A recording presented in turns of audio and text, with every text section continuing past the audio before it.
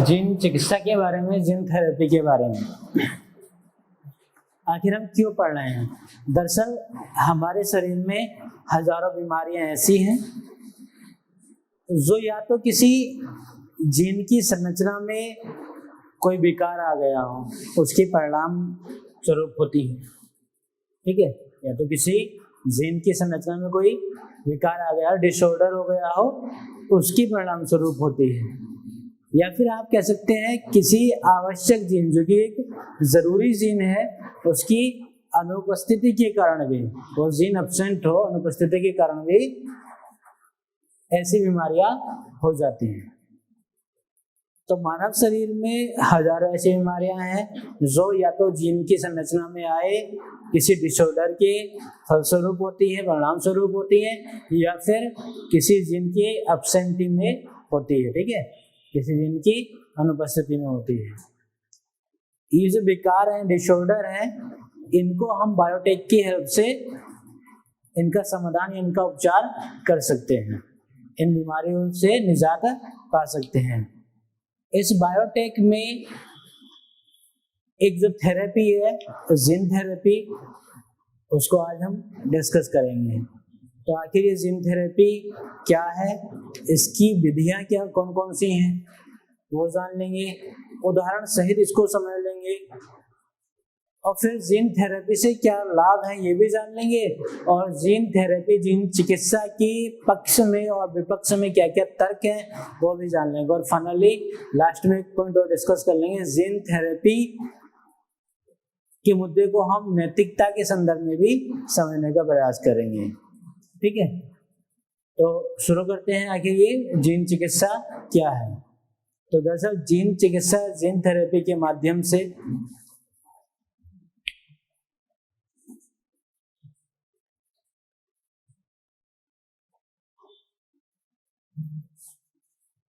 तो इसके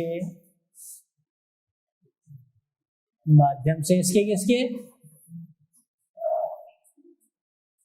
gene therapy के, जीन चिकित्सा के माध्यम से अनुपस्थित अथवा विकृत जीन,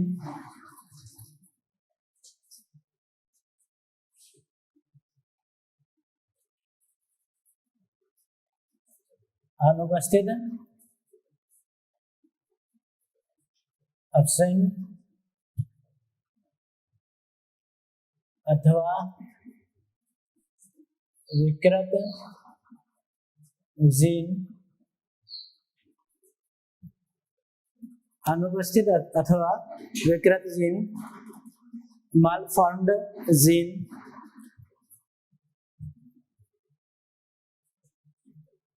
मालफॉर्म्ड जीन,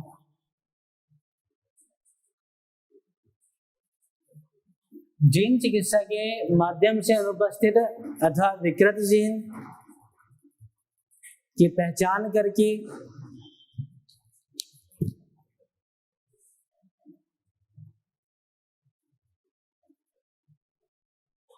पहचान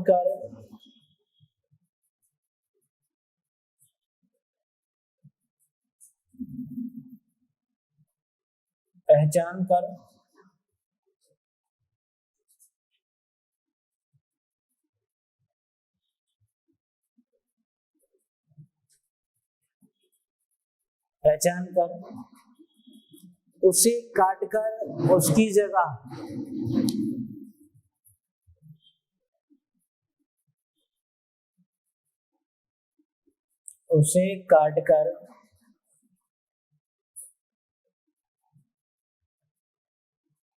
उसकी जगह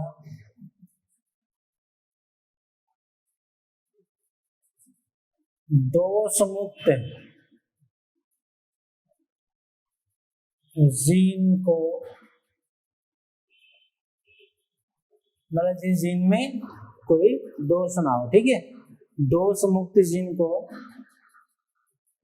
प्रतिस्थापित कर दिया जाता है, प्रतिस्थापित कर दिया जाता है।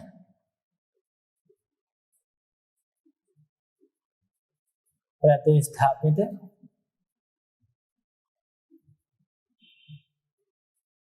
कर दिया जाता है, रिप्लेसमेंट कर दिया जाता है। ये किसके माध्यम से है? जीन थेरेपी के माध्यम से। तो जीन थेरेपी के माध्यम से, जैसे अगर किसी व्यक्ति के शरीर में कोई जीन अनुपस्थित है वो, या कोई जीन विकृत है, ठीक है, मतलब उस जीन में गड़बड़ी है, तो उनकी पहचान कर ली जाएगी। पहचान करने के बाद उसको काट दिया जाएगा। इसको जीन एडिटिंग की हेल्प से करते हैं। और उसकी जगह दोष मुक्त जीन, जो कि जिसमें दोष नहीं है जीन में, मतलब स्वतंत्र रूप से वो कार्य करता है, स्वस्थ जीन को प्रतिस्थापित कर दिया जाता है। किसके माध्यम से? जीन थेरेपी के माध्यम से। ठीक है, अभी बता रहा है कि जीन थेरेपी में हम क्या करते हैं। ठीक है, तो सारा मामला क्या है, वो जीन जो विकृत जीन है या अनुपस्थित जीन है, उनकी जगह पे हम जो दोषमुक्त जीन है उसको रिप्लेस कर दे रहे हैं, सिर्फ इतना। अब जान लेंगे इसकी विधियां कौन कौन सी हैं। तो जीन थेरेपी की विधियां कौन कौन सी हैं और कितनी विधियां हैं। तो जीन थेरेपी की विधियां,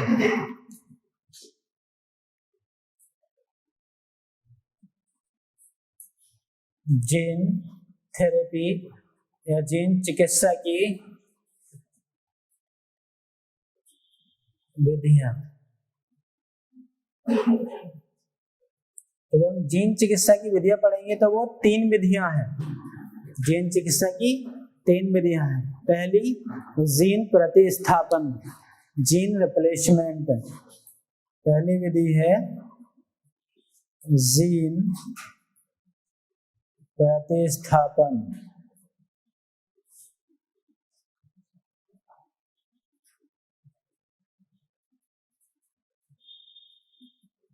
जीन रिप्लेसमेंट। दूसरी है जीन सुधार या जीन करेक्शन। दूसरी विधि का नाम है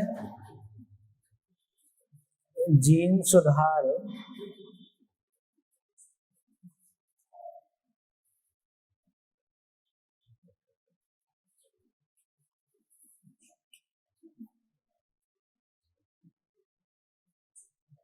जीन करेक्शन।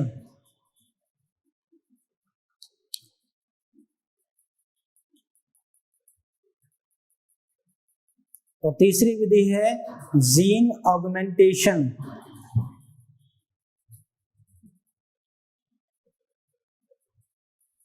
जीन ऑगमेंटेशन या जीन वृद्धि।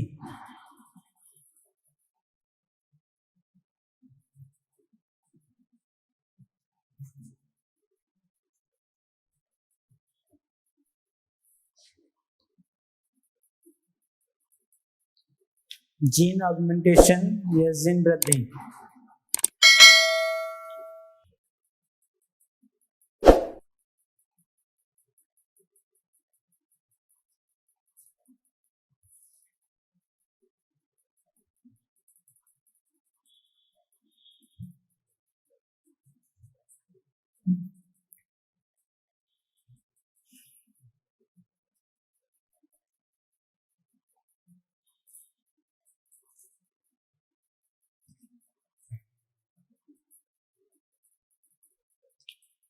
तो एक बार इसको समझने का प्रयास करते हैं। तो जीन चिकित्सा क्या है? तो दरअसल जीन चिकित्सा के माध्यम से जो अनुपस्थित या विकृत जीन है उनको पहचान करके और उसे काट कर उसकी जगह दोष मुक्त जीन को प्रतिस्थापित कर दिया जाता है। ये किसमें होता है? जीन थेरेपी में होता है। इसकी 3 विधियां हैं। वो कौन कौन सी विधियां हैं? एक जीन प्रतिस्थापन, जीन रिप्लेसमेंट, जीन सुधार, जीन करेक्शन, और तीसरा जीन वृद्धि, जीन ऑगमेंटेशन। 3 विधियां हैं। अब इन 3 विधियों को थोड़ा डिटेल में हम समझ लेंगे। तो सबसे पहली विधि जीन प्रतिस्थापन के बारे में जान लेंगे। तो ये साफ कर दे रहा हूं।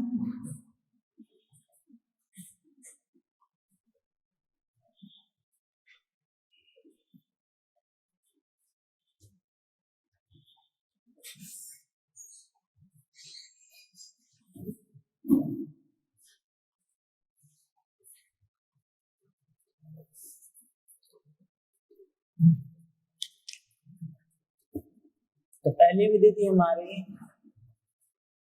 जीन प्रतिस्थापन,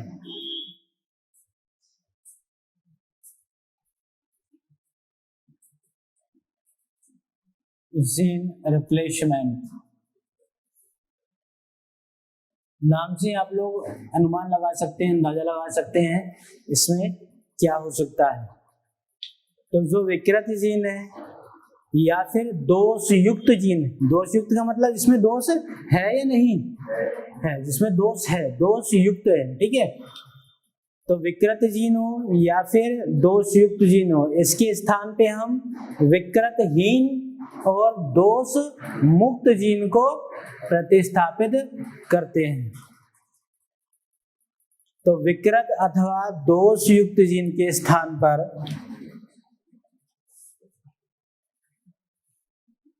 विकृत अथवा दोषयुक्त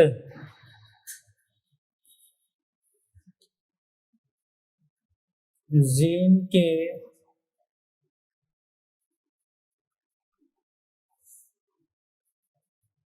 स्थान पर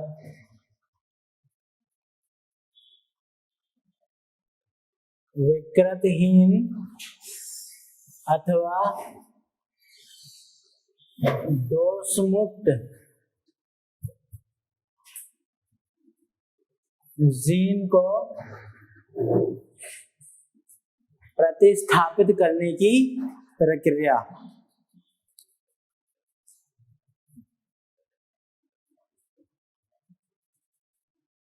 प्रतिस्थापित करने की प्रक्रिया को हम क्या बोलते हैं? जीन रिप्लेसमेंट बोलते हैं। क्या बोलते हैं? जीन रिप्लेसमेंट बोलते हैं। जैसे थोड़ा समझने का प्रयास करेंगे।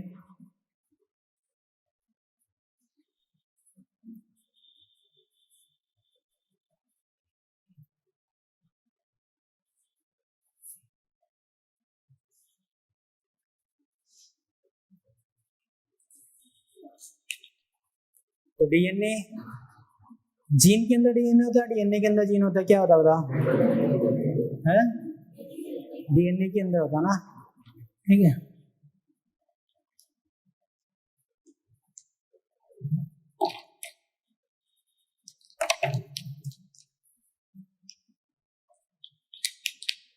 ये आपको पता है, हालांकि बताने की जरूरत नहीं थी, मगर फिर भी बता ही देते हैं।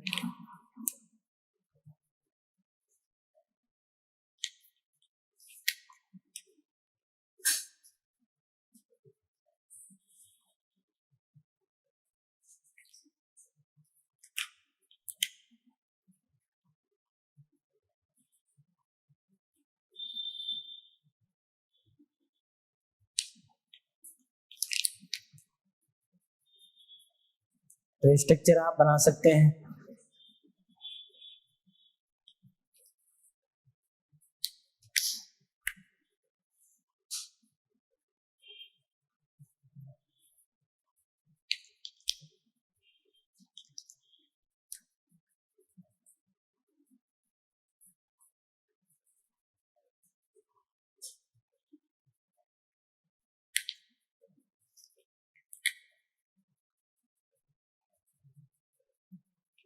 स्ट्रक्चर तैयार हो गया हमारा जीन का।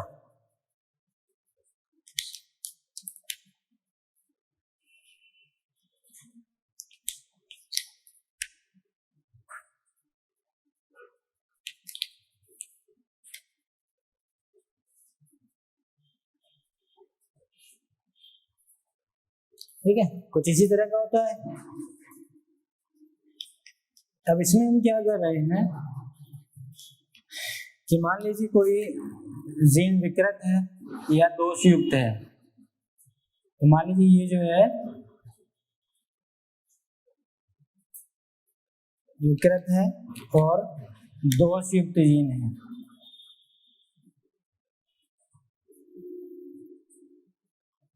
जीन मिलकर ही किसके संरचना बनाते हैं? डीएनए की। ठीक है, तो ये अंदर जो है ये जीन है, मतलब वो आप कह सकते हैं नाइट्रोजोनस रेस है, नाइट्रोजन क्षार का एक समूह है। ठीक है, उनकी बॉन्डिंग है। तो मान लीजिए ये दोनों क्या है, ये जीन जो है विकृत है, दोषयुक्त है, तो हम क्या कर रहे हैं, इनकी जगह पर दूसरे जीन डाल रहे हैं। दूसरे कौन से? वो जो हाँ विकृतहीन या फिर दोष मुक्त हो।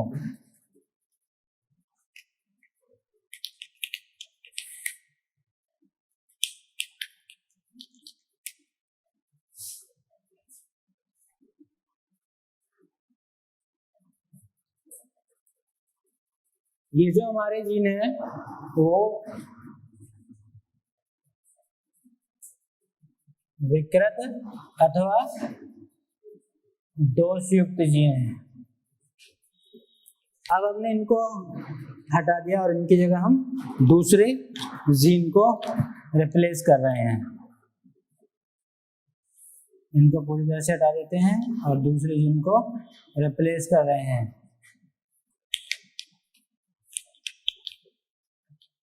क्या अलग से बना दें उसके लिए?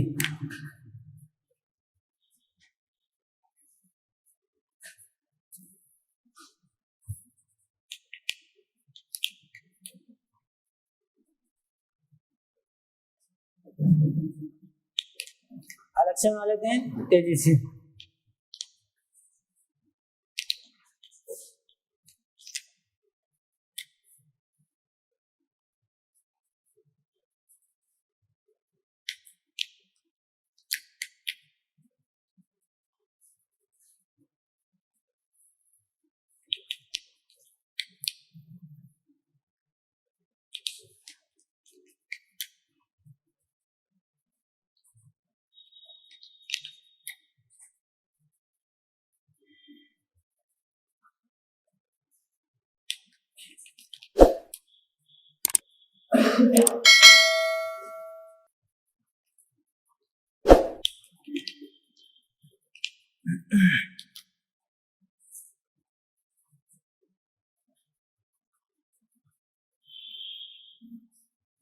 इस वाले स्ट्रक्चर में देखिए आप,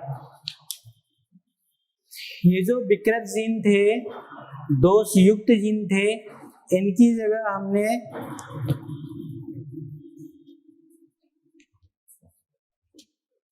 प्रतिस्थापित कर दिए हैं वो विकृतहीन अथवा दोषमुक्त, जिनमें दोषमुक्त है, जिनमें दोष नहीं है, दोषमुक्त जीन।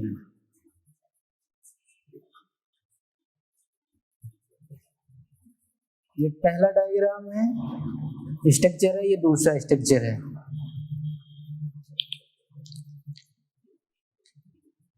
ठीक है, इन डायग्राम में कुछ अंतर नजर आ रहा है क्या आपको? नहीं, या वही डायग्राम है? कुछ अंतर है दोनों में? सेम सेम है? क्या क्या अंतर है? अगर आप डिफरेंस देखोगे तो अंतर दिख रहा है कि नहीं? डिफरेंस क्या?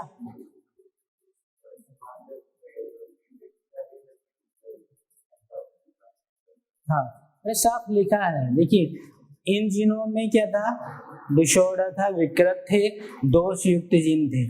इनकी जगह पर हमने क्या रख दी? वो विकृतहीन और दोष मुक्त जीन।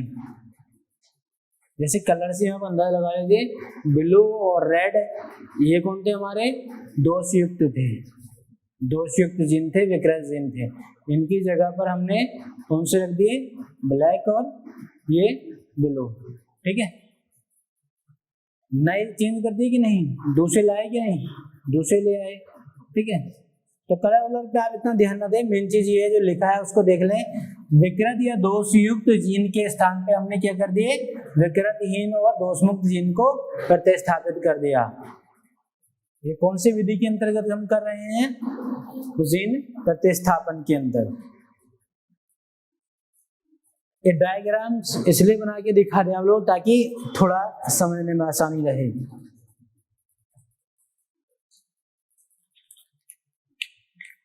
अब दूसरा देखेंगे, दूसरा हमारा है जीन सुधार या जीन करेक्शन। दूसरी विधि हमारी जीन सुधार, जीन करेक्शन।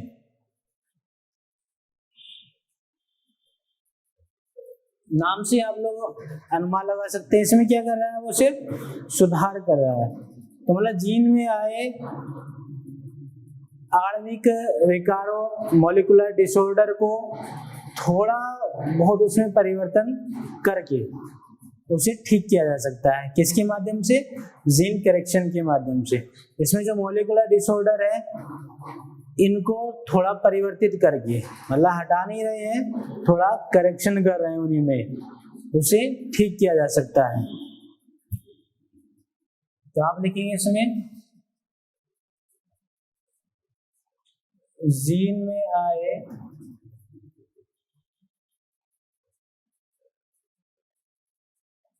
मॉलिक्यूलर डिसऑर्डर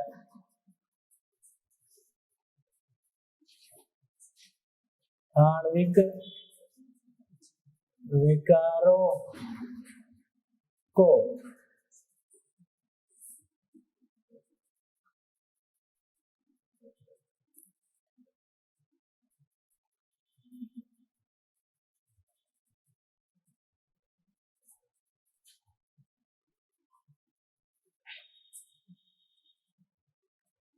थोड़ा परिवर्तित करके उसमें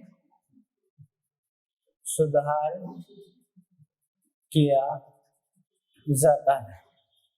ठीक है,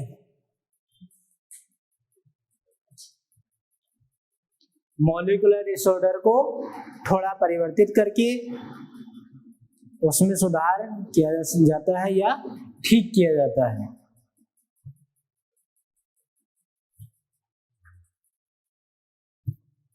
ठीक है, सुधार या ठीक किया जाता है।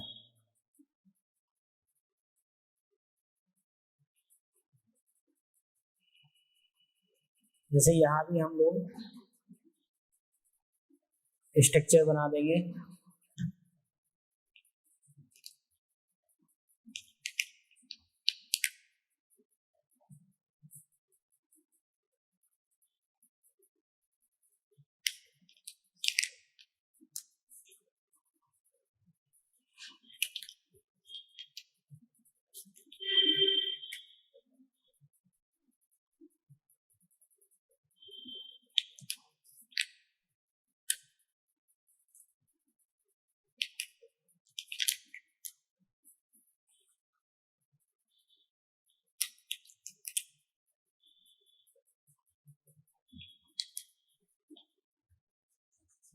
ऐसा मान लीजिए कि जीन के लेवल पे कोई थोड़ा बहुत मॉलिक्यूलर डिसऑर्डर है, कोई विकार है ऐसा, तो इसमें हम पूरे को ना हटा करके सिर्फ उसमें हम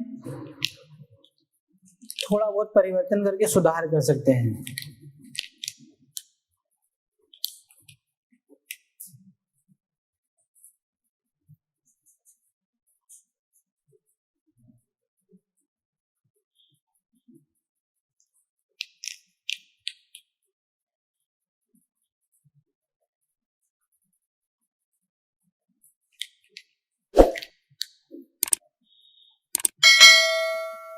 ठीक है, मतलब सुधार में क्या किया, हमें इन जीन में ऐसा डिसऑर्डर नजर आ रहा है कि मान लीजिए हम कोई ऐसी बीमारी है जिसमें हम ट्रीटमेंट दे दें और वो बेहतर हो जाए। जैसे आगे डिस्कस करूंगा पूरा एग्जांपल से कौन कौन सी वो बीमारियां हैं और जिनकी इंजेक्शन, जिनकी थेरेपी काफी महंगी है। तो मान लीजिए यहाँ समझने के तौर पर डायग्राम से हम समझ ले रहे हैं। तो मान लीजिए ऊपर का जो स्ट्रक्चर है जिनका एक पार्ट है, इसमें क्या है, आप रेड और ब्लैक वाले लाइन को देखेंगे तो ये इस बीच वाले रेड और ब्लैक वाली लाइनों से तुलना में कमजोर है। ठीक है, वीक है। ठीक, और जबकि होनी चाहिए वो सेम सेम होनी चाहिए, होनी क्या चाहिए, सेम सेम होनी चाहिए। ठीक है, ऐसा मान के चलेंगे कि अलग मैं बना नहीं रहा हूं, इसी में हम क्या कर रहे हैं, सुधार कर रहे हैं।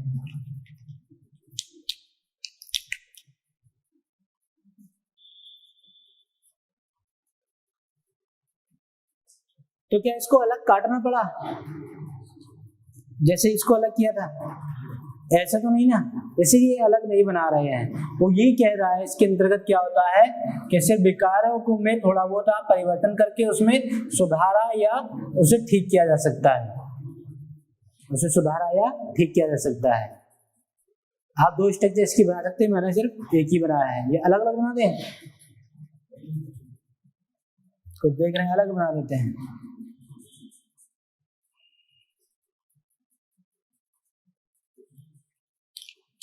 ठीक है, एक स्ट्रक्चर यहाँ और बना लीजिए।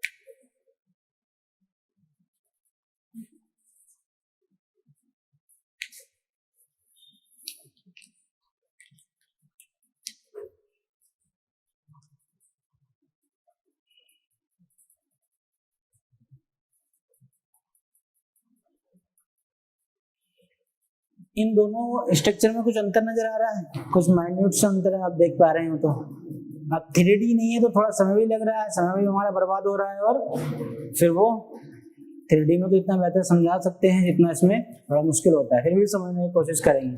जैसे आपने छोटी क्लासों में देखा हुआ, आपको अंतर करने के लिए दे देते हैं, जब आप छोटी क्लास में होंगे तो बुक में जो है अंतर स्पष्ट करने के लिए कि डायग्राम में आप अंतर पहचानो। न्यूज़पेपर के पीछे जो है एक कार्टून आता है, उसमें आप अंतर पहचानेंगे, तो उसमें अंतर पहचानिए। इसमें जो जीन का ऑर्डर है वो सेम पैटर्न को फॉलो कर रहा है, या कहीं पे छोटा, कहीं पे बारीक, कहीं पे पतला, कहीं पे छोटा, इस तरह से। ठीक है, एक ही कोई आधार लेके चलेंगे तो हम साइज का लेके चलते हैं, तो इनमें क्या है अंतर। जैसे यहाँ पे ब्लू, इसकी कंपेयर में अंतर है, ये मोटा है, ये थोड़ा पतला है। यहाँ पे रेड, ये चलो मान लेते हैं थोड़ा बहुत अंतर है। यहाँ पे ब्लैक पतला है, यहाँ पे मोटा हो गया। ठीक है, यहाँ पे ग्रीन पतला है, यहाँ पे मोटा हो गया। ठीक है, मैं सिर्फ अंतर दिखा रहा हूँ, ऐसा कोई भी इसमें गुण नहीं होता है, सिर्फ हम समझ रहे हैं इस चीज को कि ये जीन सुधार क्या होता है।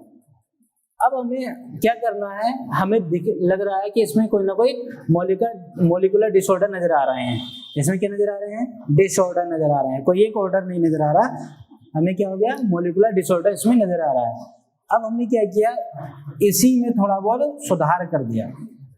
ठीक है, इसी में सुधार कर दिया। अब वो सुधार क्या हुआ, सेम पैटर्न हो गया। देखिए, blue same size, red same size, black same size, green same size. ठीक है, तो ये क्या था हमारा, ये विकार था, और ये विकार हीन हो गया। समझे, क्या इसमें हमने रिप्लेसमेंट किया, कुछ नहीं किया, उसी में कर दिया। तो ये क्या है, विकार युक्त स्ट्रक्चर शो हो रही है, और ये विकारहीन स्ट्रक्चर। Diagram 1, diagram 2। जो मैं बोल रहा हूँ इसको आप लिख लेना, वरना डायग्राम आज तो बना रहे हो, 2 दिन बाद देखोगे समझ नहीं आएगा बिल्कुल भी। आपको लगेगा क्या क्या बनाया था, क्या अंतर नजर आ रहा है इसमें। तो आप इसको इस लेवल से समझ लीजिए कि या तो खुद समझे या फिर खुदा ही समझे। कोई आपकी नोट चुरा भी ले, वो देखिए तो उसको समझ ही ना आए कि यार क्या है इसमें, समझ नहीं आ रहा है। बस आप जो है अपनी जानकारी के तौर पे आप लिख सकते हैं कि ये विकार युक्त है, ये विकारहीन है। अंतर कहाँ हमने एक आधार मान लिया कि उस साइज में अंतर देख लेंगे। कुछ तो विकार दिखाऊंगा ना तुमको इसमें। 3D नहीं है ना कि एकदम बटन दबाया इंटरेक्टिव बोर्ड पे सारा कुछ आ गया। तो इसमें क्या किया हमने, जीन को अलग नहीं किया ना, उसी में सुधार कर लिया, उसी में थोड़ा बहुत सुधार किया। थोड़ा बहुत ही तो करना था, जहाँ ये पतले पतले लाइनें थी उनको हमने बड़ा कर दिया, बस ये कर दिया। अब डिटेल में ये नहीं जाने कि आपको ये नहीं बताना कि वांछित लक्षण क्या है, क्योंकि मैं पहले पढ़ा चुका हूँ पूरा। वांछित लक्षण क्या है, कहाँ पे आप सुधार कर सकते हैं, ये तो सिर्फ मैं डायग्राम की हेल्प से बता रहा हूँ।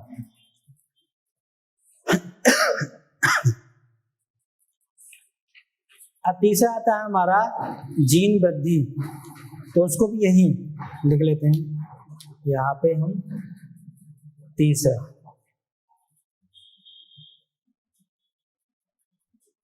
जीन वृद्धि, जीन ऑगमेंटेशन। चलो इनमें से बोल दे रहा हूँ, आप लिख लेना, पहले तो बताई थी।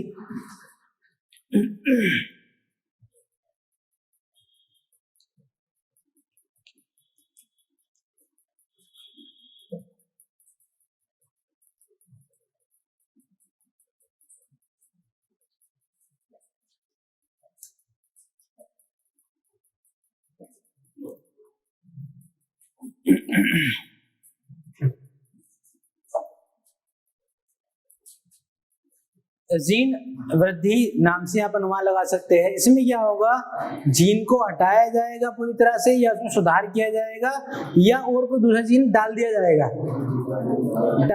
जीन में वृद्धि कर दी जाएगी, बस सारा खेल यही है। और जो पहले से जीन है कोशिका के अंदर, जो विकृत जीन है पहले से ही, उसमें आप दूसरा स्वतंत्र स्वस्थ जीन डाल देंगे, ठीक है, दोष मुक्त जीन डाल देंगे, और वो पूरी तरह से फिर स्वतंत्र रूप से कार्य करेगा, और जो विकृत या विकार थे, उसके डिसऑर्डर थे, उसको दूर कर देगा, उसको दूर कर देगा। तो पहले इसके डायग्राम बना लेते हैं, उसके बाद बताएंगे कि वो कौन कौन सी बीमारियां हैं, एग्जाम्पल से। इसको साफ नहीं करूंगा मैं, ठीक है। तो इसमें आप क्या लिख सकते हैं, इसमें आप लिख सकते हैं जैसे कोशिका के अंतर्गत विकृत जीन के साथ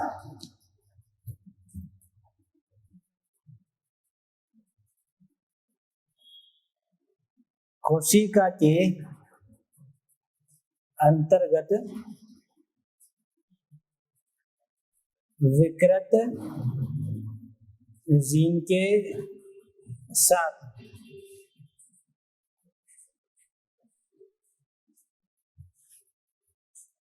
विकृत जीन के साथ पूरी तरह से कार्य करने वाले या स्वस्थ रूप से कार्य करने वाले जीन को डाल दिया जाता है।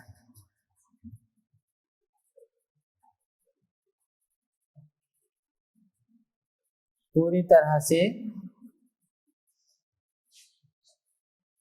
कार्य करने वाले जीन को डाल दिया जाता है। तो जीन में वृद्धि हुई कि नहीं,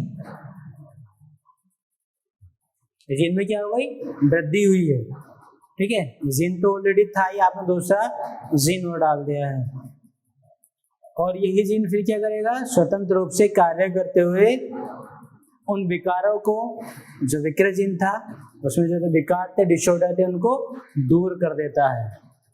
जो स्वतंत्र रूप से कार्य करते हुए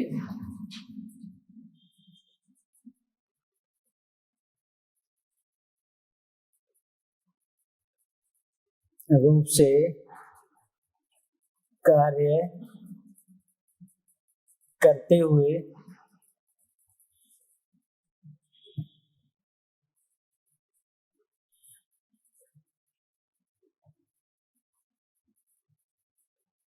विकारों को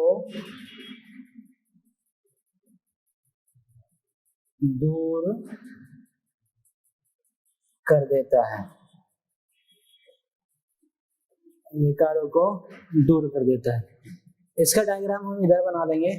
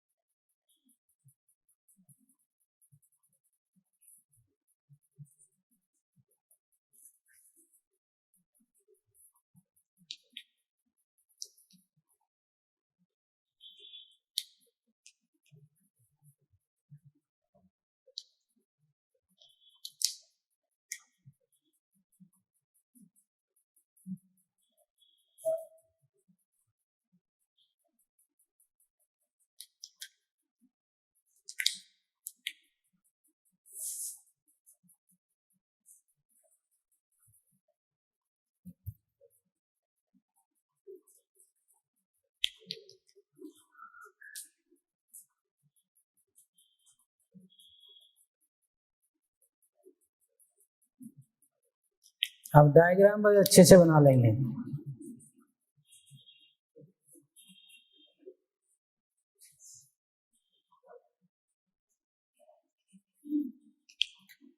क्योंकि अंतर जो कर पाएंगे फिर डायग्राम के लेवल पे कर पाएंगे।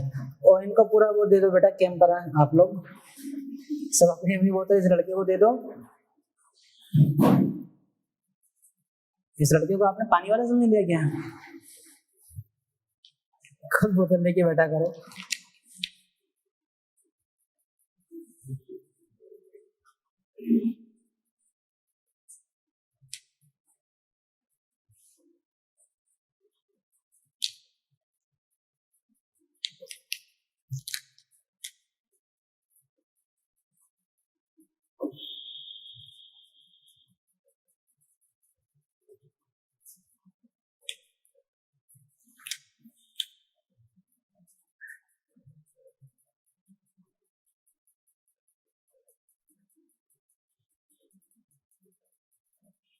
आप लोग भी बना रहे हैं कि नहीं?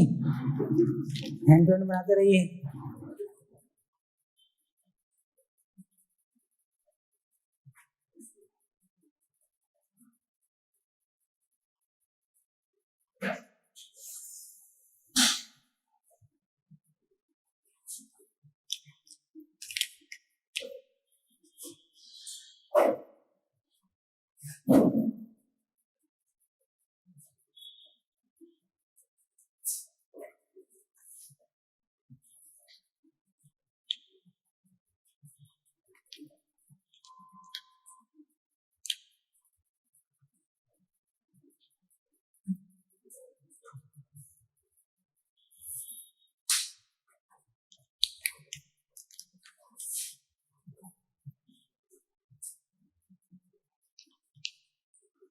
चलो यहाँ समझने का प्रयास करते हैं, ठीक है।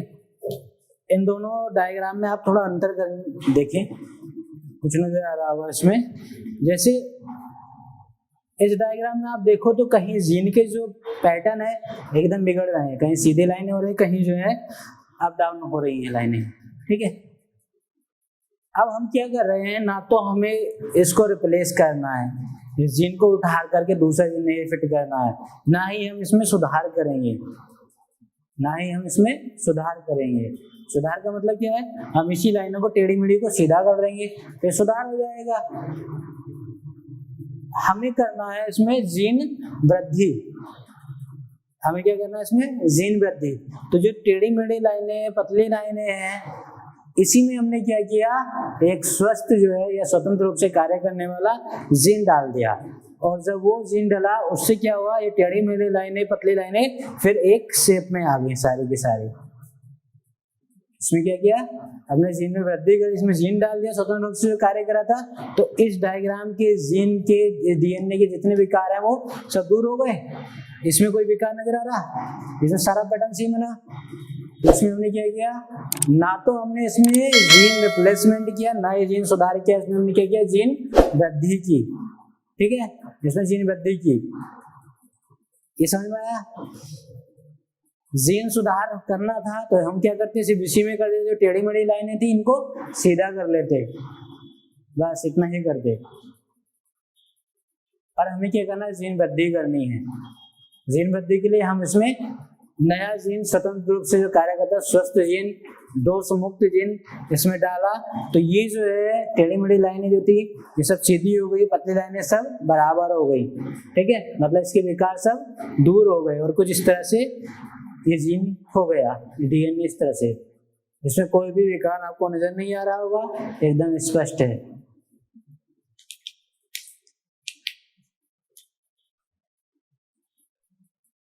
तो ये हो गया विकार युक्त, पहला वाला डायग्राम विकार युक्त जीन है, और ये दूसरा वाला है विकारहीन जीन।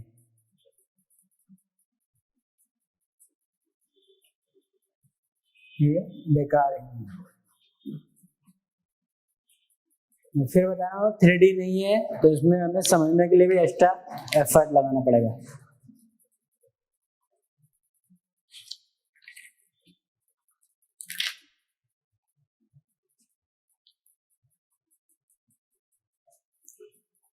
अब आ जाइए एक बार जो इसको समझने का प्रयास करते हैं, और फिर इसके बाद में एग्जांपल देख लेंगे। एक बार इधर आ जाइए। तो जीन चिकित्सा की हमारी 3 विधियां हैं। जीन चिकित्सा की कितनी विधियां हैं, 3 विधियां हैं। इसमें पहली विधि है जीन प्रतिस्थापन। इसमें क्या होता है, जो विकृत या दोषयुक्त जीन है इनके स्थान पर विकृतहीन या दोष मुक्त जीन को प्रतिस्थापित कर दिया जाता है। मतलब जो विकृत या दोषयुक्त जीन है, जिनमें कमियां हैं, उन जीनों को हम क्या कर रहे हैं, हटा दे रहे हैं। जैसे इस डायग्राम में आप देखो, ये विकृत और दोषयुक्त जीन थे, ये वाले आपको दिखा रखा है, इनको हमने क्या किया, हटा दिया एकदम, इनकी जगह दूसरे डाल दिए विकृतहीन और दोष मुक्त, जो कि मतलब स्वस्थ जीन है, वो डाल दिए हैं। तो इस प्रक्रिया में हम क्या कर रहे हैं, जो बेकार जीन थे उनको हटा रहे हैं ना, उनकी जगह दूसरे डाल रहे हैं। ये प्रक्रिया कौन सी होगी, जीन प्रतिस्थापन, जीन रिप्लेसमेंट। आप किसी चीज को रिप्लेस कर दे रहे हैं, ठीक है, एकदम हटा दे रहे हैं। जैसे ये मार्कर है, समझे, 2 मार्कर है, और हमें लग रहा है कि ये वाला ग्रीन वाला मार्कर चल नहीं रहा है, ठीक से काम नहीं कर रहा है, ठीक है, तो इसको हम हटा दे रहे हैं और इसकी जगह ब्लैक मार्कर रख दे रहे हैं, ये अच्छे से काम कर रहा है ब्लैक मार्कर। तो ये क्या हो गया, रिप्लेसमेंट हो गया, समझे। दूसरा हमारा है जीन सुधार, जीन करेक्शन। इसमें क्या है कि जीन में आए जो डिसऑर्डर है, मॉलिक्यूलर डिसऑर्डर है, उनमें थोड़ा बहुत परिवर्तित करके उनको थोड़ा बहुत उसमें सुधार या उसको ठीक किया जा सकता है। जैसे आप इस वाले डायग्राम में देखेंगे, इसमें देख रहे हैं कहीं पतली कहीं मोटी कहीं पतली, इस तरह से एक डिसऑर्डर नजर आ रहा है। इसी में हमने सुधार कर दिया, और इसी में सुधार करके पैटर्न देखेंगे तो पूरा सेम पैटर्न फॉलो हो रहा है, एकदम बराबर इक्वल ऑर्डर नजर आ रहा है। तो इसका मतलब इसमें जो डिसऑर्डर था वो दूर हो गया। पहला डायग्राम क्या है, वो विकार युक्त हो गया था, और दूसरा विकारहीन हो गया, ठीक है। इसमें डिसऑर्डर है, इसमें ऑर्डर वाइज हो गया, क्लियर हुआ। जैसे अब हमने क्या करना कि हमारे पास ये दो मार्कर हैं, ब्लू और ब्लैक है, ठीक है, ब्लू और ब्लैक है। अब हमें लगा कि इस ब्लू वाले मार्कर की जो इंक समाप्त हो गई, मतलब बढ़िया से अच्छे चल नहीं रहा, वाइट वाइट दे रहा है बीच में। अब हमारे पास ऑप्शन कुछ नहीं है, हमने क्या करना, इसमें सुधार करना। तो हम क्या करेंगे, इसी में इंक डाल देंगे, ठीक है, ऐसा इंक डाल देंगे। पर ऐसा नहीं करना, हमें इंक डाल देंगे तो गड़बड़ हो जाएगा ना हमला, क्यों ज्यादा वो किसी में पहुंच जाएगा, वृद्धि में पहुंच जाएगा। अब हम क्या करना है, इसमें इंक नहीं डाल सकते, एक्स्ट्रा कुछ नहीं कर सकते इसमें, इसी में हम सुधार कर लेंगे।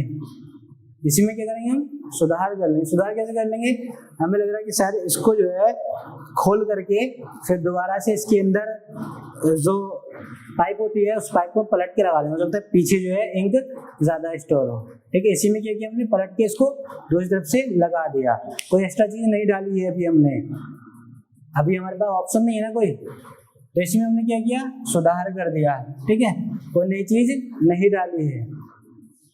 अब तीसरा क्या हमारा, जीन वृद्धि।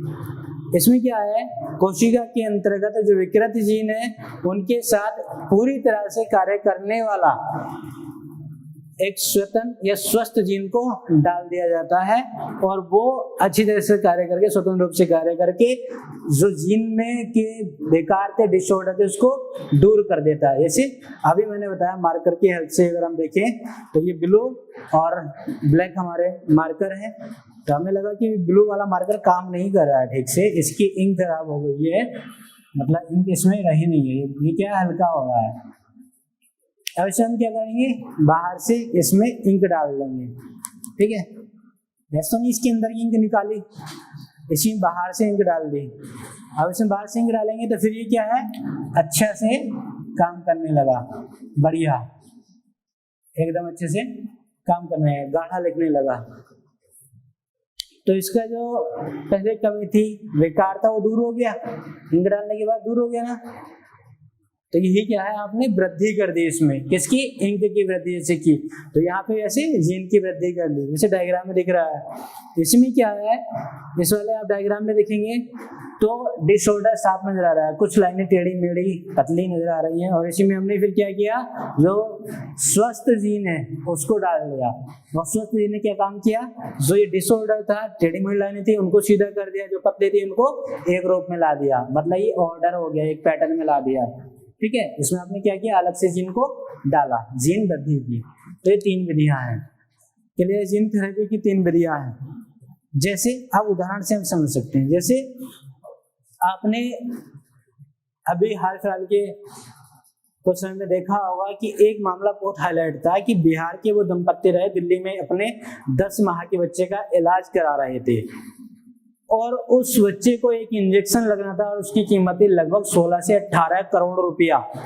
एक इंजेक्शन की कीमत थी लगभग 16 से 18 करोड़ रुपया, और उनके पास इतना पैसा नहीं था कि 16 से 18 करोड़ रुपया वो लगा सके। तो फिर उन्होंने क्या किया, सोशल मीडिया पे क्राउड फंडिंग की। क्राउड फंडिंग मतलब एक जनता से अपील की, देश के लोगों से अपील की कि आप जो है इस बच्चे के ट्रीटमेंट के लिए सभी अपना सहयोग करें, मदद करें, और उसकी मदद से उस बच्चे को फिर वो इंजेक्शन लगा और बच्चा ठीक हो गया। तो दरअसल बात करते हैं वो कौन सी बीमारी थी और किस लेवल पे वो ठीक हुई, तब आपको ये पूरा जीन थेरेपी के मामले में ये पूरी जो विधियां एकदम क्लियर हो जाएंगी, ठीक है। अब उन विधि उसकी एग्जांपल से हम समझे, उस बीमारी समझे, तो इसको लिख लीजिए, बना लीजिए, आप देख लेंगे।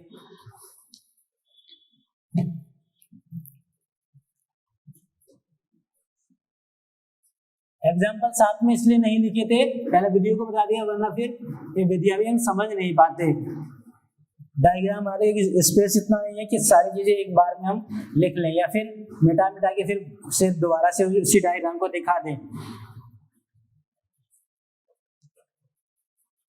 तो बात करते हैं, उदाहरण से बीमारी का नाम भी उसमें लिख लेंगे, और वो क्या मामला था उस मामले को भी समझ लेंगे। तो दरअसल SMA मतलब स्पाइनल मोलिकुलर एट्रोफी नाम का एक रोग है। क्या नाम है? SMA। SMA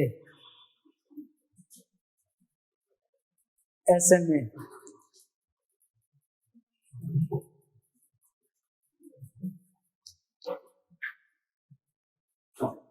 spinal molecular atrophy,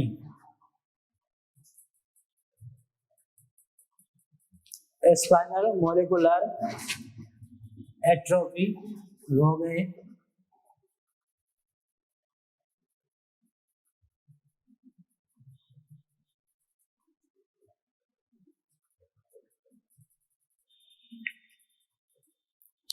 ये जो रोग है दरअसल बच्चों में होने वाला रोग है और वो SMN1 जीन की कमी से होता है। किसकी कमी से होता है ये रोग? SMN1 जीन, SMN1 जीन की कमी से होता है। SMN1 जीन की कमी से होता है। इसकी फुल फॉर्म है survival of motor neuron 1।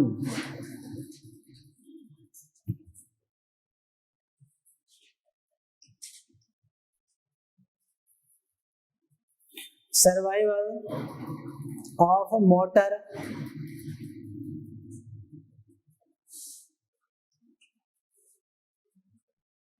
Neuron 1 gene, इसकी कमी से जो होने वाला रोग है वो SMA स्पाइनल मॉलिक्यूलर एट्रोफी रोग है, डिजीज है। इस रोग में क्या होता है दरअसल जिसको ये रोग होता है उसकी जो सीने की मांसपेशियां हैं वो कमजोर होने लगती हैं। इस रोग में क्या होता है? इस रोग में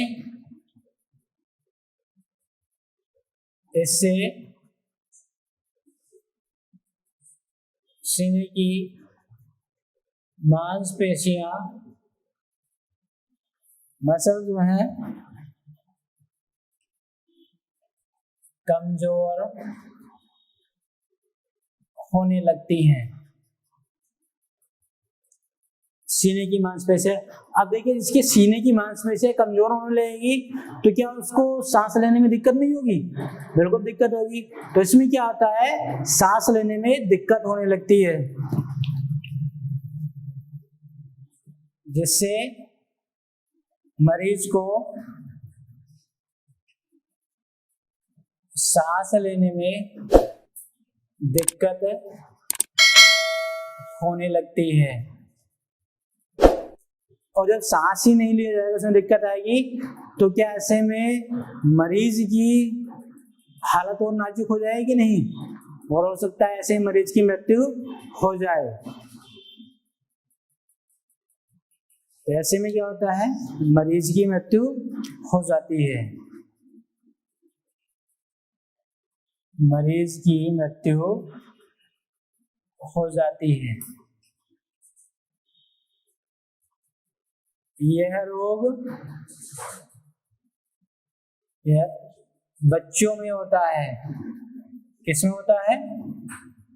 बच्चों में होता है।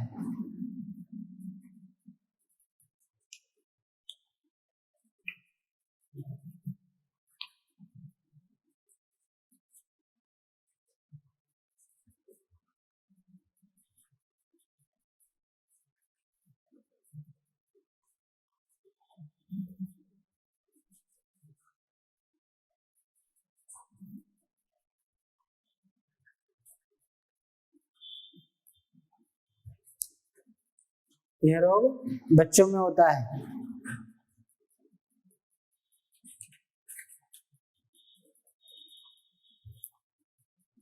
अब देखिए ऐसा रोग जो बिहार के रहने वाले दंपत्ति थे, दिल्ली में अपने बच्चे का इलाज चलाए थे, 10 बच्चे का, अयांश नाम का उनका बच्चा था, 10 माह का बच्चा।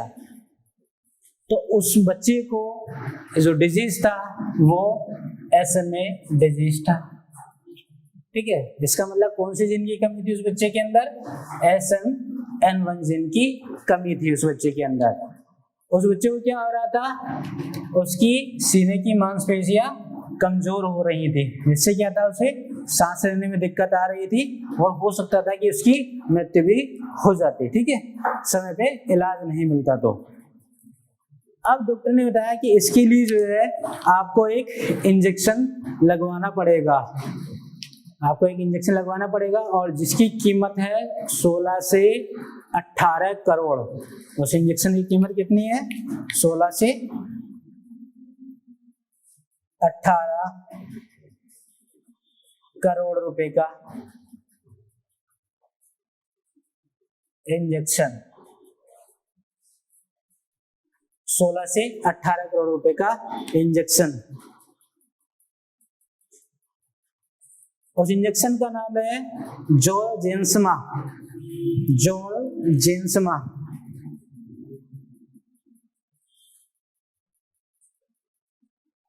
जोलजेंसमा इंजेक्शन, जोलजेंसमा।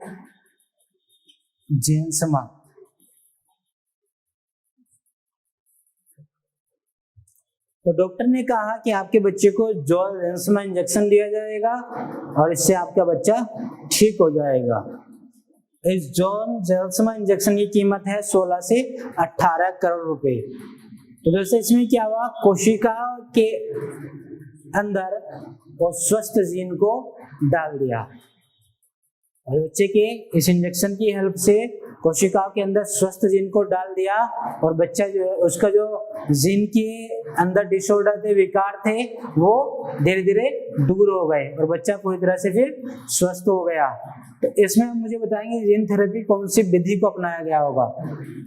जीन ऑगमेंटेशन की, ठीक है, जीन वृद्धि की। तो समझ गए जीन थेरेपी क्या है? आज वो बच्चा स्वस्थ है, ठीक है। तो जीन थेरेपी से आप देखिए कितनी गंभीर बीमारी को भी उसका इलाज कर सकते हैं, उससे निजात पा सकते हैं। हाँ बिल्कुल, ऐसा नहीं है कि मतलब हो सकता है जेनेटिक भी हो, ठीक है, वो किसी भी तरह का। अब ज्यादातर इसमें क्या होता है, जेनेटिक ही डिजीज होते हैं, ज्यादातर जेनेटिक ही डिजीज होते हैं, डिसऑर्डर होते हैं जीन के लेवल पे। तो इससे आप जीन थेरेपी के माध्यम से बेहतर उपचार या बेहतर जीवन किसी को दे सकते हैं कि नहीं? दे सकते हैं आसानी से। एक मूवी है द स्काई इज पिंक, इसमें आप देखोगे तो इस जीन थेरेपी के बारे में स्पष्ट बताया गया है, ठीक है। द स्काई इज पिंक नाम की मूवी है, द स्काई इज पिंक।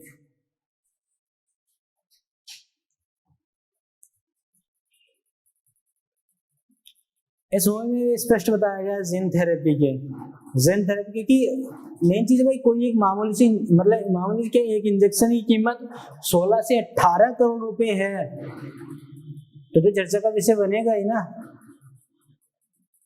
और इस इंजेक्शन लगने से एक व्यक्ति को उसका अच्छा जीवन मिल जाता है, सामान्य जीवन वो जीने लगता है। तो कहने का मतलब है कि मौत के मुंह से उस व्यक्ति को निकाल सकते हैं। तो जीन थेरेपी के अलग फायदे भी है, अब उनके फायदों की बात कर लेंगे। तो आप जीन थेरेपी के लाभ देख लेंगे। जैसे जीन थेरेपी के लाभों में आप देखोगे, जीन थेरेपी के लाभ,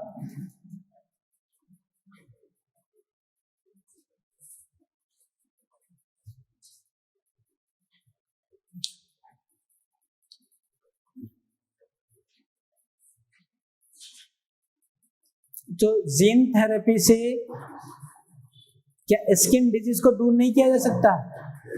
किया जा सकता है। स्किन कैंसर को दूर किया जा सकता है? नहीं किया जा सकता। जीन के लेवल पे तो आपने जब पढ़ा होगा, जब टिश्यू आपने पढ़े होंगे, सेल्स के बारे में टिश्यू पढ़े होंगे, तब आप देख रहे होंगे टिश्यू में जो चेंजेस होते हैं ये सारा क्या है?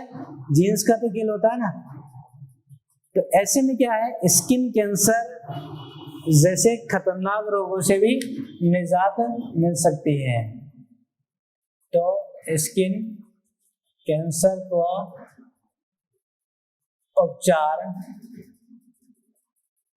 हो सकता है, स्किन कैंसर का उपचार हो सकता है। जैसे एक बीमारी है metastatic melanoma, metastatic melanoma.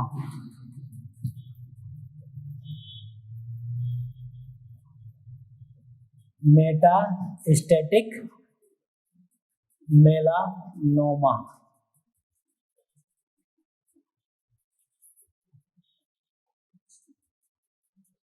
Melanoma नाम की एक बीमारी है। इसमें क्या होता है, जो रोगी होता है उसकी बॉडी पर पिंपल्स निकल जाते, दाने निकल जाते हैं। ठीक है, बॉडी पर क्या होता है, दाने निकल जाते हैं, वही जिसको बोला जाता है स्किन कैंसर।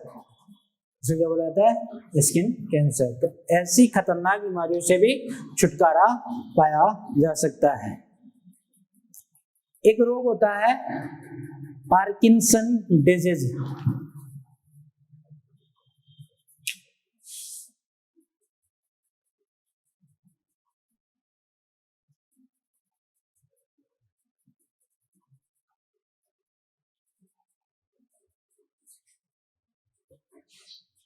पार्किंसन रोग, पार्किंसन रोग।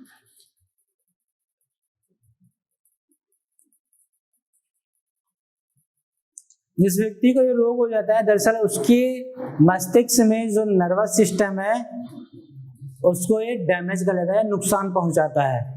जिस व्यक्ति को रोग हो जाता है तो मस्तिष्क की जो नर्वस सिस्टम है,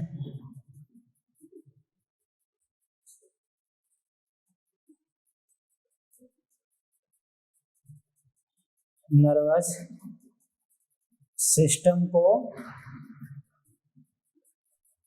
नुकसान पहुंचाता है।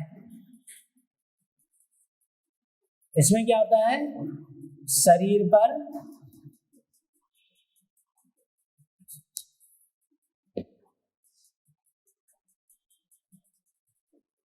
दाने निकल आते हैं।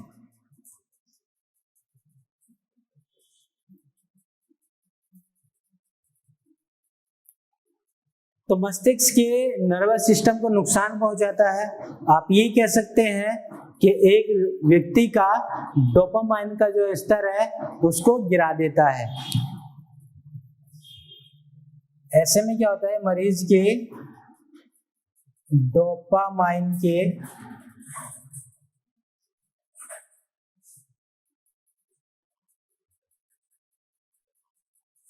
स्तर को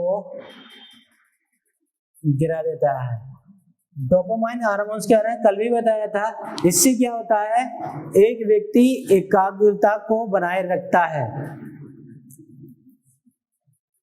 जैसे आप अपना बैलेंस बनाओगे, बॉडी का बैलेंस बनाते हो, तो ये किसके माध्यम से बनाते हो, डोपामाइन हार्मोन्स के माध्यम से।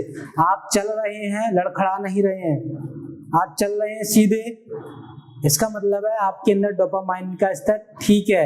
एक व्यक्ति ड्रिंक कर लेता है, नशा कर लेता है, तो आप देखो वो क्या करता है, डोपामाइन का स्तर क्या है, डाउन कर देता है। इसलिए शराबी क्या है, जिगजैग मौसम करता है, इधर से बाएं दाएं बाएं, खाने लगता है कि नहीं, बैलेंस नहीं बना पाता है। तो किसके कारण होता है, डोपामाइन हार्मोन्स के स्तर के गिरने के कारण होता है। ठीक है, वो एक बैलेंसिंग नहीं कर पाता है। तो न्यूरॉन्स के या जीन थेरेपी के माध्यम से इस रोग को भी दूर किया जा सकता है। इसके लक्षणों में और आप यह कह सकते हैं कि एक हाथ में कंपन होना व्यक्ति के, और उसकी जो गति है धीमी हो जाना, और व्यक्ति के शरीर का संतुलन खो देना, ये सब होता है पार्किंसन डिजीज के सिम्टम्स में, उसके लक्षणों में। जैसे आप किसी बूढ़े बुजुर्ग को देखोगे तो बूढ़ा बुजुर्ग व्यक्ति जब वो उठ के चलने का प्रयास करेंगे तो क्या होता है, वो उनकी बॉडी कांपती है। बॉडी उनकी कांपती है। जो बुजुर्ग हो जाते हैं, कमजोरी व्यक्ति हो जाते हैं, उनकी बॉडी कांपती है, वो दाएं बाएं लड़खड़ाते अपना चलते हैं। उनकी चाल क्या जैसे आप लोग चल पाओगे, चलते हो ऐसी चाल होगी या धीमे होती है? उन लोगों की चाल भी धीमे होती है, ठीक है। और वो इतना संतुलन नहीं बना पाते अपनी बॉडी का जितना एक स्वस्थ या युवा व्यक्ति बना लेता है। तो उनमें कहीं ना कहीं डोपामाइन का स्तर कम हो जाता है, ठीक है। एक उम्र के बाद डोपामाइन का स्तर कम हो जाता है, हर एक का हो जाता है, इसमें कोई बड़ी बात नहीं है। तो ऐसे में क्या है, जो पार्किंसन डिजीज है, पार्किंसन रोग है, इस रोग से भी निजात मिल सकती है। और भी कई तरह के ऐसे रोग हैं जिनसे निजात मिल सकती है। तो जिन थेरेपी के ऐसे अनेक फायदे हैं। अब बात कर लेंगे जिन थेरेपी के पक्ष में या विपक्ष में, तर्क की बात कर लेंगे। ये लिख लिया।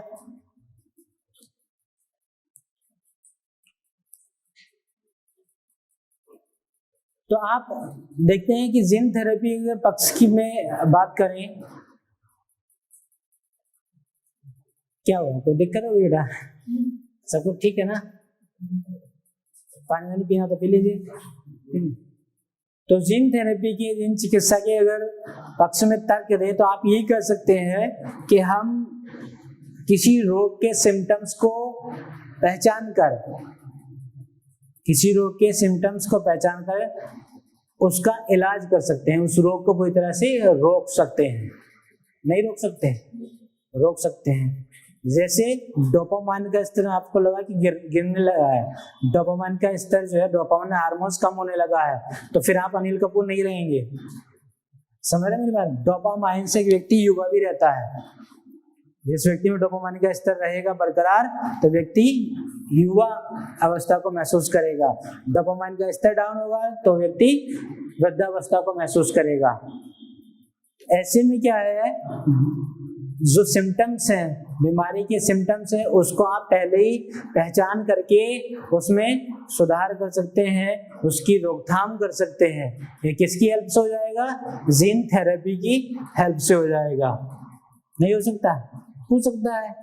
तो ये बेहतर चीज है कि बीमारी से पहले ही उसको, उसके प्रभाव, ज्यादा प्रभाव डालने से पहले ही उस पर रोकथाम लगाई जा सकती है। आगे आप देखोगे जिन थेरेपी, इसकी अगर हम विपक्ष में अगर बात करें तो ऐसे में क्या है, कुछ लोग इसका गलत फायदा भी उठा सकते हैं। जैसे कुछ लोग चाहेंगे कि वो बुजुर्ग ही ना हो, ऐसा हुआ कि नहीं? कुछ लोग चाहेंगे बुजुर्ग ही ना हो, वो फिर क्या करेंगे, जैसे आपने डोपिंग में पढ़ा था ना, युवाओं का, कम उम्र के युवाओं का ब्लड ले लिया करते हैं अपनी बॉडी में। तो जीन थेरेपी के माध्यम से फिर वो युवाओं का जीन, स्वस्थ जीन अपने अंदर एक्टिवेट कर लेंगे, ठीक है। जो वांछित लक्षण चाहते हैं, जिनके वांछित लक्षण में सुधार करना चाहते हैं, ठीक है, वांछित लक्षण देकर के सुधार करना चाहते हैं जिनमें, तो वो ऐसा कर सकते हैं। मतलब मनचाहे लक्षण वो अपनी जनरेशन या अपनी आने वाली जनरेशन को दे सकते हैं। ऐसे में क्या होगा, एक प्रतिस्पर्धा हो जाएगी। सब लोग फिर कोई चाहेगा कि उसका बच्चा काला हो, उसका बच्चा मंदबुद्धि हो, कोई नहीं चाहेगा ना। मतलब कहने का मतलब है कि जो प्रकृति है, उस प्रकृति के साथ पूरी तरह से खिलवाड़ हो सकता है। तो वही नैतिकता की अगर बात आएगी तो नैतिकता से संबंधित मुद्दों में अगर जिन थेरेपी को समझे तो सवाल ये उठेगा कि मान लीजिए किस व्यक्ति से आप, जिस व्यक्ति से अगर आप जिन थेरेपी के लिए जिन लेना चाह रहे हैं, उसके स्वस्थ जिन को आप लेना चाह रहे हैं या जिन थेरेपी करना चाह रहे हैं, तो आप उससे किन लेवल तक, किस दायरे तक अनुमति मांगेंगे या कहाँ तक वो सही होगा। भाई एक व्यक्ति, आपने उससे फॉर्म भरवा लिया, उसे साइन करवा लिए कि हम जो है आपके जीन पर एक्सपेरिमेंट करेंगे और एक व्यक्ति को जीन दिया जाएगा जो कि बीमारी से ग्रसित है, विकारों से ग्रसित है, तो वो सुधार करके देखेंगे। अब ऐसा तो नहीं है कि एक व्यक्ति ने अपनी सहमति दे दी कि ठीक है आप जो है किसी और पे नहीं करिए, आप मेरे ऊपर ही सुधार कर लीजिए, मतलब एक्सपेरिमेंट कर लीजिए, तो प्रैक्टिकल किया उस व्यक्ति पे और पता लगाना था कि अगली जो जनरेशन है उसमें सुधार तो वही तो दिखेगा ना। जैसे भाई अगर एक व्यक्ति चाहता है कि उसकी जो आने वाली जनरेशन है, पीढ़ी है, उसके बच्चे तेज बुद्धि वाले हों, दिखने में खूबसूरत हों, सुंदर हों, स्मार्ट हों, तो वो उसके अंदर तो नहीं दिखेगा ना। अब जीन थेरेपी के माध्यम से उस व्यक्ति के अंदर ऐसे जीन डाले जाएंगे जो आने वाली पीढ़ी को तेज बुद्धि प्रदान करते हो और खूबसूरती प्रदान करते हो।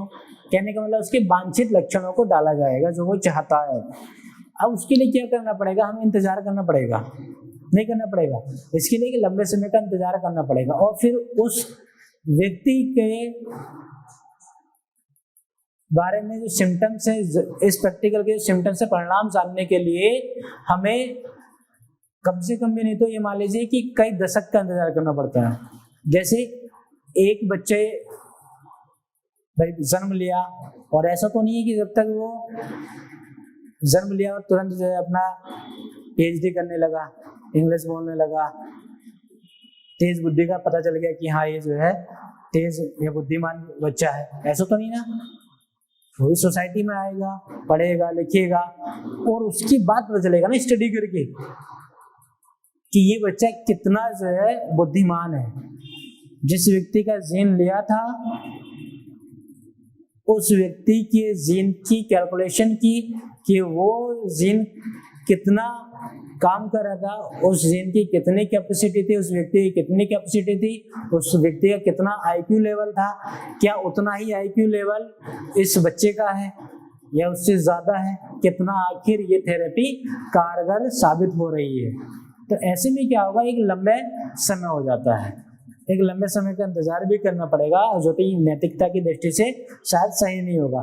और हो सकता है कि हम ये सोच के बैठे हो कि रिजल्ट पॉजिटिव आए, हो सकता है कि रिजल्ट नेगेटिव आ जाए, संभावना तो है। हो सकता है कि हम सोच रहे हैं कि बुद्धिमान होगा पर जरा मंद बुद्धि हो जाए, एक्शन का रिएक्शन हो जाए।